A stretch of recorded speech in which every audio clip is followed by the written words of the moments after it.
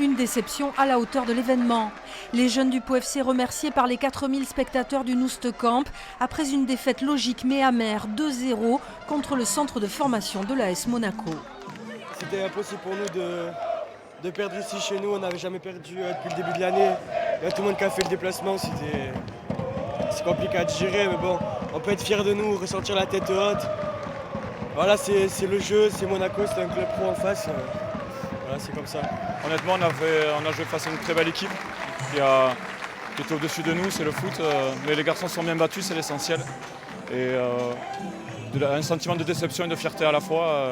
Mais les garçons ont fait quand même un gros match. Une demi-finale engagée des deux côtés. Mais dès la 14e minute, c'est Monaco qui marque sur un coup de pied arrêté. 1-0 à la mi-temps, les supporters y croient encore. Il y a de belles actions, on se fait un petit peu dominer en début de match, mais là on tient le bon cap. Je pense qu'en deuxième mi-temps on va remonter et puis égaliser et puis peut-être marquer le deuxième. C'est un peu dur, mais après il s'y attendait que ça soit dur. Après il y a une deuxième mi-temps encore, donc on va espérer qu'il marque un but.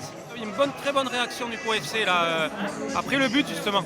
Ils ont fait de belles actions et ça fait plaisir. Il faut qu'ils lâchent rien parce qu'on voit qu'ils sont bien solidaires, qu'ils courent les uns pour les autres. Et on sent que sur un ou deux coups, ils peuvent mettre en danger Monaco.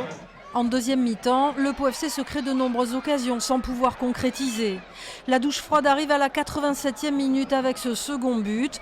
Score final 2-0 pour l'un des plus grands centres de formation du football français. Une immense déception pour Pau, mais un souvenir à tout jamais gravé dans les têtes de ces jeunes joueurs.